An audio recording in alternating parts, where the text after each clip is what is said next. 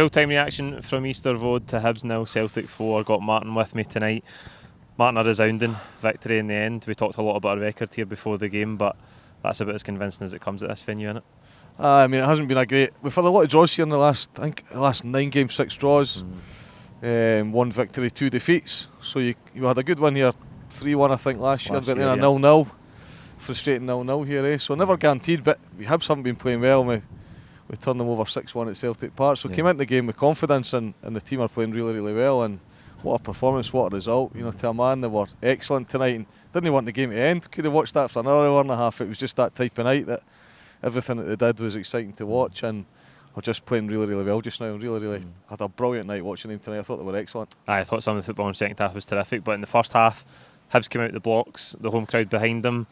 We did have to weather a wee storm the first 5 minutes. I think it was Ewan at left wing, giving Hatate nightmares, because obviously Hatate's playing out of position. Did look like he struggled up against him a little bit, and we rode our luck at times. Hibs did hit the post towards the end of the first half as well, but we got the goals at really good times.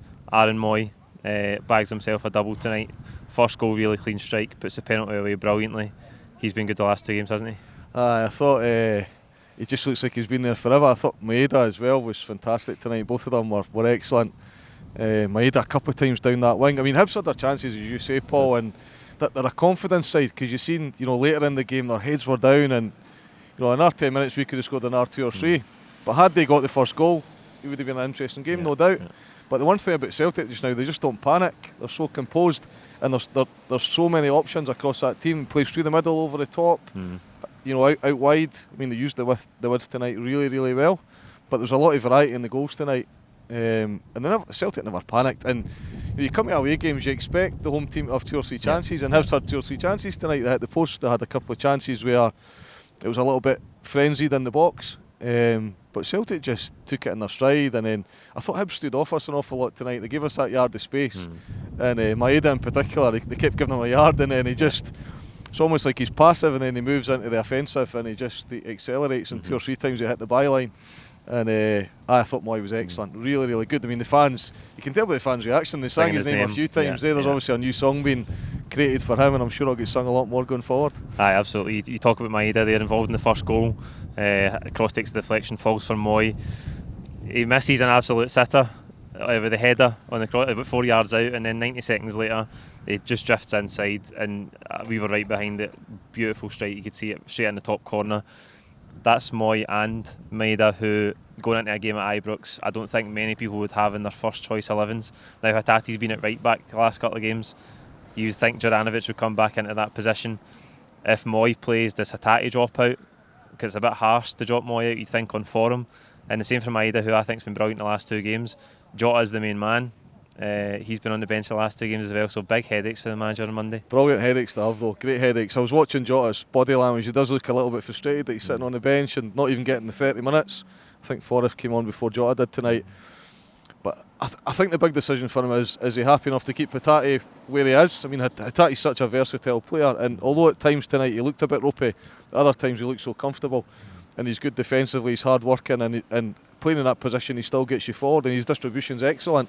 So the big decision for him is he happy to keep Hatate in, or is he going to bring Juranovic in? Obviously if he brings Juranovic in, he's got a decision to make in the middle of the park. I think it's interesting to see Maeda and Mooy coming back from the World Cup, having played at that standard and played in teams who perform well, and their individual contribution was excellent. It's not a great surprise that they come back here. By the concern around fatigue, they come back here and they're playing at a level. Yeah. They're playing at a level because we've been away and played at that level. Yeah. And that was the benefit of these guys performing in the World Cup. So it's great to see them coming back. And then there's a strong argument to say as well, they've performed at that level, they've proven their credentials. So why would you put them on the bench in the Scottish League? So Jota alongside some of the other superstars will have to just bide their time when they get the chance and need to take it. Yeah, absolutely. So many options across the pitch. Greg Taylor does come off though. I don't know if he was holding his hamstring. That's a wee bit of a worry, because we've obviously had problems at right back. Bernabe's the only other option at left back there, so hope he's fit for Monday, because he's big for us, isn't he? Oh, massive. He played a great ball for the third goal as well in the build up to the penalty. He just split the defence, didn't he? And he was like, I was watching him at the end, he was limping as he was going off, so real concern, because he's been a real asset for us this year. He wasn't the fans' favourite for a long period, but now everybody's raving about him. There's nobody complaining about him at all, so Yeah, your left back and your right back, big decisions come. But we've got options, haven't we? I mean, we were all worrying at the weekend who's going to play right back, and then the manager just plays ace card and puts the tatty in there and says, what you're worried about? And then we scored 4 goals at the weekend, scored 4 tonight, we've only conceded 1. So there's just so many options. And I think the other thing that Ange's proven is he brings players in who are versatile, who can play in different positions. So I think the Taylor one is a concern, but it's the only concern we've got. Other than that, we've got a fully fit team. Absolutely. Kyogo gets his goal tonight. I think that's 14 and 17, averaging a goal every 77 minutes or thereabouts in the league, which isn't bad. I think that goal summed us up really well tonight because McGregor's really dogged, wins it back in midfield, and Ataki plays a lovely ball through. And Kyogo, I think, over the piece didn't have his best night, but he showed the quality for the goal to just drift inside the defender, sent it for a pie and then finished it. So that'll keep his good form going as well. I thought he worked hard. He was up against a couple of big defenders who kind of bullied him a little bit, and he didn't. Maybe even the half time I'm thinking maybe make the change now. It wasn't going to be his night, but he continued to work hard. I mean, McGregor, he had 2 players up against him and they were twice the size of him. I mean, how he won possession. They've got Portes in midfield tonight as well. Incredible. And as you say, great pass. But once it gets through to him, and he just, there's a bit of space here as well. There was never ever any doubt in my mind he was going to finish. So I was delighted for him because he is so hard working and the manager believes in him and the fans love him as well. Do you think there's any doubt whether he starts on Monday or not? Because he's had, I suppose, not a tough time against Rangers, but he did come off really, really early in that 4-0 game in September. Giakoumakis was involved in 2 big victories against Rangers last season. Do you think there'll be any doubt in the manager's mind whether Kyogo starts?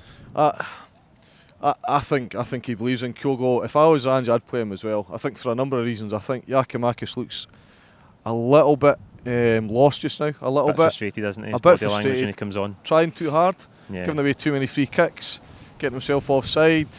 He just looks like he's no polish just now. And yes, he's always good for a goal because he's got that physical presence. I think sometimes that can work against you with Rangers. I mean, one of the things I noticed tonight was a number of small players playing against a big Hibs team tonight. I'm sitting beside my wee boy who's quite a small player as well and plays at a decent level. I'm saying, look, you don't need to be tall. You don't worry about these big players, because they were so scared to dive in or to get close to us because we would just move the ball around them. So they stood off. What Rangers will do is Rangers will try and bully us. I mean, that's always been the way. As long as Rangers and Celtic have existed, they've always been that big physical team. And Celtic have been the team that like to play football.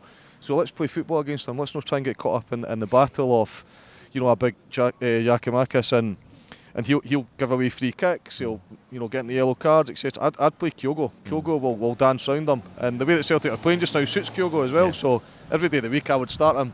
And we've got the option to bring Giakoumakis into the game half time after 60 minutes like the manager normally does. Yep, absolutely. 9 points clear going into that game, which is absolutely huge for us. Remarkable run of consistency. I think that's 19 games, 18 wins, 1 defeat. Full of confidence going there on Monday. I mean, it's sensational. I mean, sometimes you hear pundits or fans expressing concern over it. Is our Celtic playing well and our performance is great. I mean, I think that's now 54 points. If we continued that run of consistency in the second half of the season, that'd be 108 points. That'd be a record.